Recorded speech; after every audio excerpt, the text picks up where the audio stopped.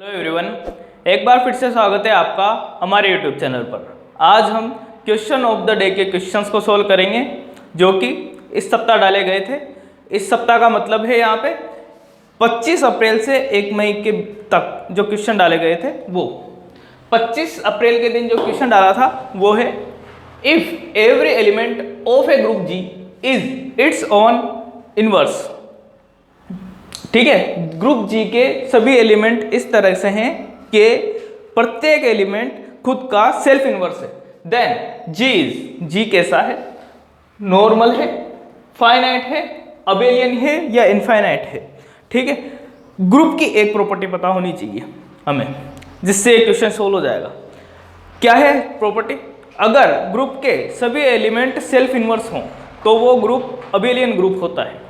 ठीक है, तो अबेलियन ग्रुप होता है तो तीसरा अपना ऑप्शन निकल के आएगा। ठीक है, तो नेक्स्ट क्वेश्चन है अपना जो कि 26 तारीख के दिन डाला था। Let f be a homomorphic from a group G into a group G dash. ठीक है, एफ कैसा फंक्शन है? एक होमोमॉर्फिक फंक्शन है जो कि जी से जी डैश में डिफाइन है। Then which of the following is not true? इनमें से कौन सा स्टेटमेंट सही नहीं है? ऐसा पूछा है। नॉट ट्रू, सही नहीं है मतलब गलत ऑप्शन बताना है, गलत चीज बतानी है। ठीक है, f of e is equal to e dash. तो होमोमॉर्फिज्म की तो ये प्रॉपर्टी होती है कि एफ ऑफ ई मतलब जी का आइडेंटिटी एलिमेंट जी डैश के आइडेंटिटी एलिमेंट पे मैप करता है। ठीक है, ये होता है। इस वजह से नॉट ट्रू है तो ये कट जाएगा, ये ऑप्शन नहीं आएगा। ठीक है, अगली भी ऐसा ही है। अगली भी एक प्रॉपर्टी होती है, ये भी थ्योरम है। ठीक है, होमोमॉर्फिक इमेज की थ्योरम है ये भी, इस वजह से ये भी कट गया। ठीक है, ये भी थ्योरम है तो ये भी कट गया। 3 कट गए तो ऑल ऑफ दिस तो वैसे ही कट गया। ठीक है, सारे ऑप्शन कट गए। इसका मतलब क्वेश्चन गलत है अपना। ठीक है, क्वेश्चन गलत है। क्वेश्चन कैसे गलत है कि यहाँ पे नोट नहीं आएगा, यहाँ पे नोट नहीं आएगा। ठीक है, फिर ये क्वेश्चन सही हो जाएगा। मतलब इसके सारे के सारे ऑप्शन आ जाएंगे फिर ऑल ऑफ दिस। कब? जब यहाँ पे नोट नहीं आएगा। ठीक है, तो नेक्स्ट क्वेश्चन करते हैं। डाला था वो इस तरह से है, इफ आर वेक्टर ये दे रखा है, then d r vector upon d t cross r vector is equal to, इसकी वैल्यू क्या होगी ये पूछ रखा है। ठीक है, इसके पहले हमने 2 क्वेश्चन किए, दोनों क्वेश्चंस प्रॉपर्टी पे बेस्ड थे। ठीक है, जो 25 तारीख के दिन का क्वेश्चन था वो ग्रुप की प्रॉपर्टी पे बेस्ड था और 26 तारीख वाला क्वेश्चन होमोमॉर्फिक इमेज की प्रॉपर्टी पे बेस्ड था। ठीक है, ये जो क्वेश्चन है वो इस स्पेसिफिक वेक्टर जो है, ये अपन को ये वेक्टर जो दे रखा है ना आर वेक्टर, इसकी प्रॉपर्टी पे बेस्ड है। तो देखते हैं क्या होती है इसकी property. R vector is equal to cos n t a vector plus sine n t b vector. जब आर वेक्टर हमें ये दे रखा हो देन क्या होता है? 2 चीजें होती है। पहला वाला del two r vector upon d t square plus n square r vector is equal to 0। ये होती है पहली। तो दूसरी होती है r vector cross d upon d r upon d T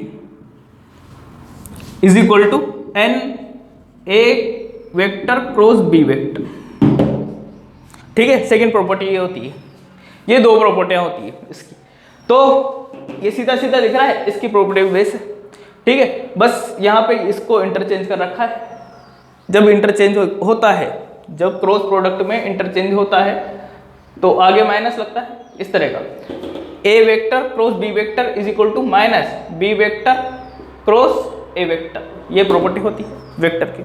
ठीक है ना, तो इससे और इससे, इन दोनों प्रॉपर्टीज से देखते हैं ये इंटरचेंज हो रहे हैं। ठीक है ना, यहाँ पे इस वजह से यहाँ पे माइनस का साइन आएगा।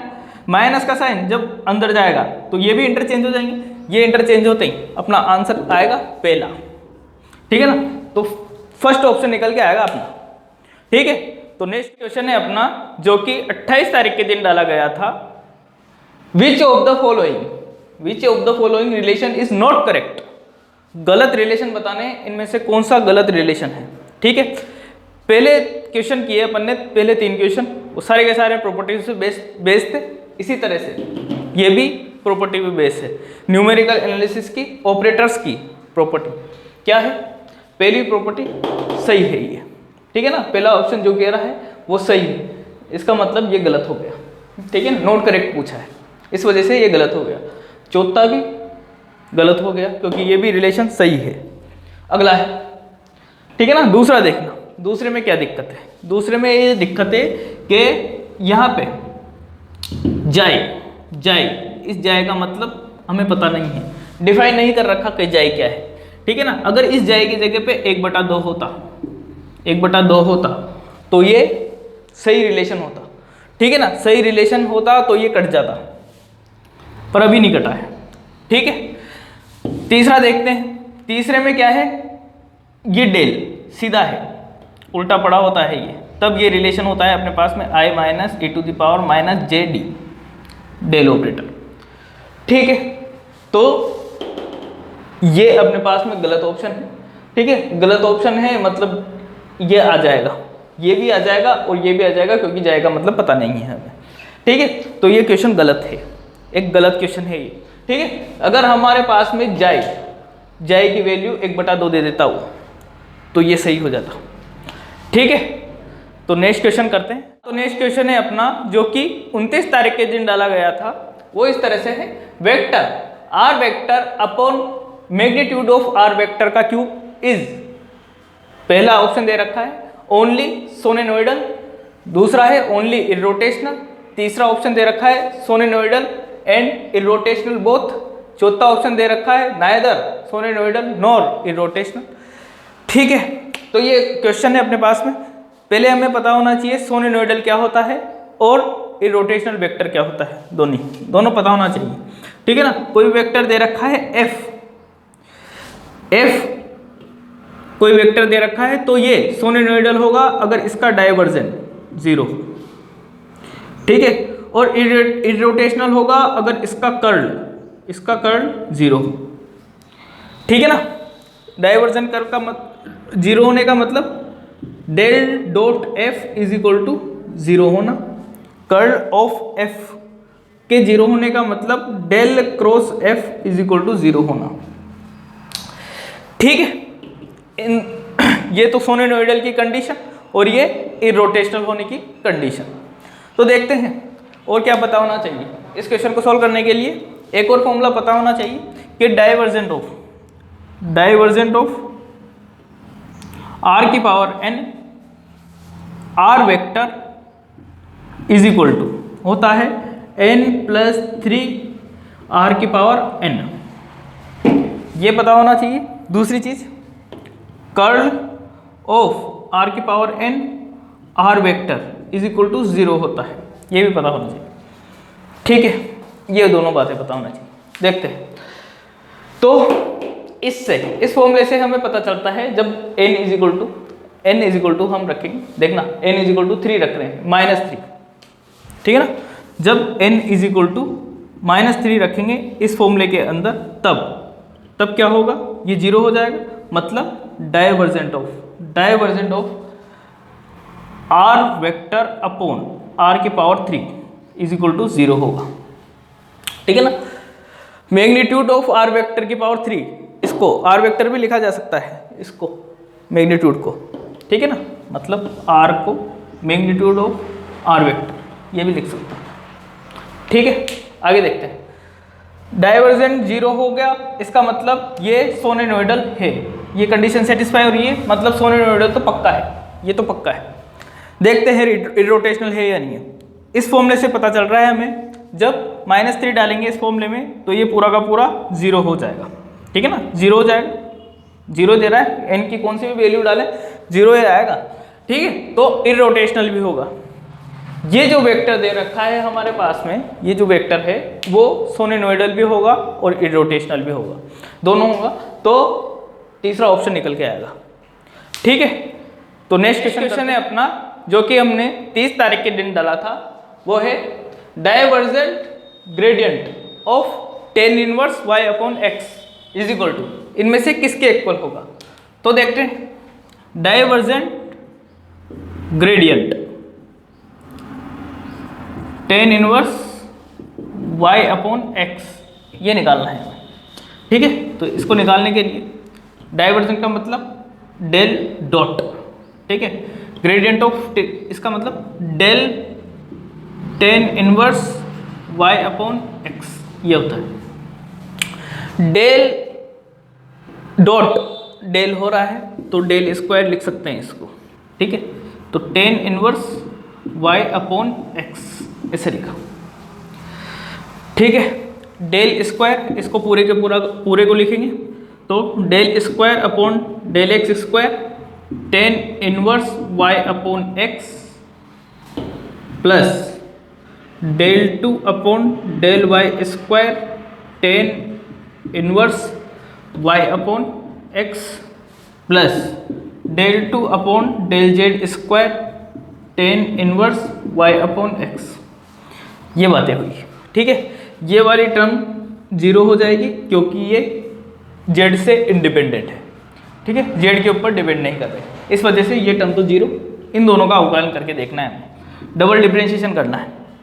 पहली बार किया इसका डिफरेंशिएशन, ठीक है, तो डेल अपॉन डेल एक्स तो वैसा का वैसा, इसका डिफरेंशिएशन किया तो टेन इनवर्स का होगा one upon one plus x square मतलब y square upon x square, ठीक है।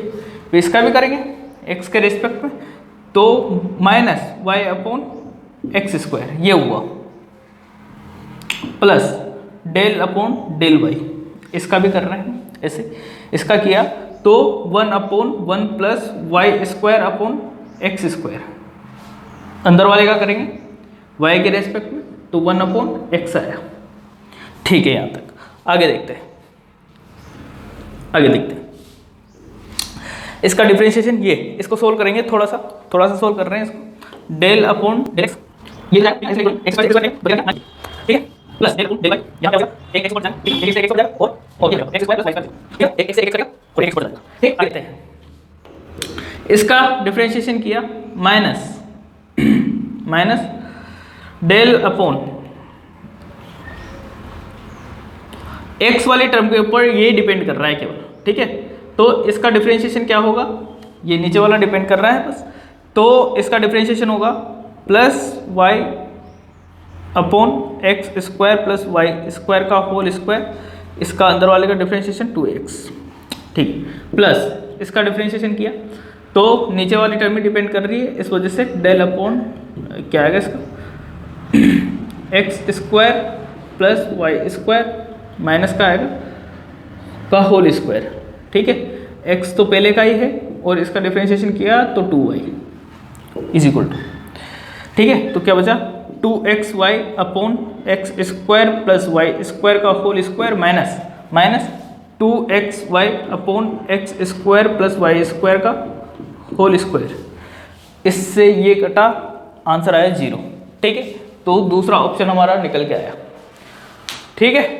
तो नेक्स्ट क्वेश्चन करते हैं अपना, जो कि हमने 1 मई के दिन डाला था, वो है if p vector is equal to ये दे रखा है and q vector is equal to ये दे रखा है, देन इसके बारे में पूछ रहा है कि इसकी वैल्यू क्या होगी, किसके इक्वल होगी इनमें से, ठीक है। तो ये एक स्केलर क्वांटिटी होती है, हमें पता है क्या पता है कि r वेक्टर, कोई वेक्टर है r वेक्टर, अगर इसका स्क्वायर करते हैं तो इसके मोड के स्क्वायर के इक्वल आता है, ठीक है। तो इससे हम पता कर सकते हैं इस प्रॉपर्टी से कि ये एक स्केलर क्वांटिटी है, तो स्केलर क्वांटिटी है तो ये एक वेक्टर क्वांटिटी है, तो ये कट गया, ठीक है ना, क्योंकि वेक्टर क्वांटिटी नहीं आ सकती, स्केलर क्वांटिटी ही आएगी। ये एक वेक्टर क्वांटिटी देगा तो ये कट गया, ये भी एक वेक्टर क्वांटिटी देगा तो ये भी कट गया, ये एक स्केलर देगा ये भी स्केलर देगा, इस वजह से ये दोनों अभी रह रहे हैं, ठीक है। इन दोनों में से एक ऑप्शन अगर काट देते हैं अपन, ठीक है ना, या फिर सेटिस्फाई करा देते हैं तो वो ऑप्शन सही हो जाएगा और बाकी का ऑप्शन गलत हो जाएगा। तो इसको देख रहे हैं अपन, तीसरे ऑप्शन को देख रहे हैं कि ये सही है या गलत है, इसको देख रहे हैं।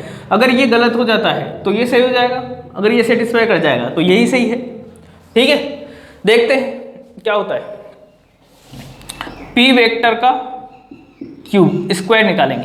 पी वेक्टर का स्क्वायर निकाला मतलब इसका स्क्वायर। इसका स्क्वायर निकालने के लिए क्या किया, इसका स्क्वायर करके जोड़ेंगे, मोड निकाल के स्क्वायर करेंगे, मोड निकाल के स्क्वायर किया तो क्या होगा, अंडर रूट 1 + 4 + 9 का होल स्क्वायर। ठीक है, तो क्या आएगा 14। ऐसे ही क्यू वेक्टर का मोड का स्क्वायर, ठीक, तो क्या आएगा अंडर रूट 9 + 9 + 1 का whole square is equal to क्या हुआ 19 आया, है ना। इसमें से ये वेक्टर घटाना है, यही चाहिए घटाया हुआ पी वेक्टर का स्क्वायर माइनस क्यू वेक्टर के मोड का स्क्वायर इज इक्वल टू क्या आया -5 आया। देखते हैं इससे क्या निकलता है। इससे क्या निकला अपना P - Q, इससे इसको घटाएंगे, घटाया P vector minus Q vector is equal to आएगा अपने पास में माइनस का 2i के -5j के माइनस प्लस 2k के।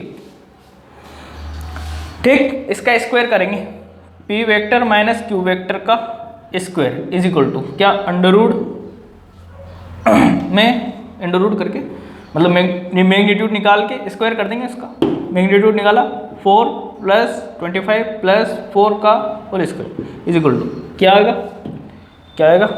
33 आएगा। ठीक है, और अपना आ रहा था -5, इससे -5 मिल रहा है और इससे 33 मिल रहा है, तो ये ऑप्शन कट। अपने पास में ऑप्शन आया ऑप्शन नंबर 4, तो यही ऑप्शन अपना सही ऑप्शन होगा क्योंकि 3 ऑप्शन अपने पास में कट चुके हैं। ठीक है, तो नेक्स्ट वीडियो में मिलते हैं। Okay, thank you.